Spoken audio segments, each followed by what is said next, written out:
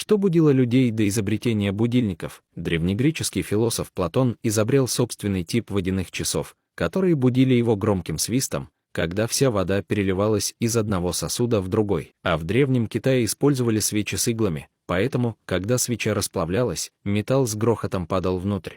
Некоторые коренные американцы использовали для пробуждения мочевой пузырь. Они смогли точно определить, сколько воды им нужно выпить перед сном, чтобы проснуться. В 1800-х годах людей нанимали будильниками.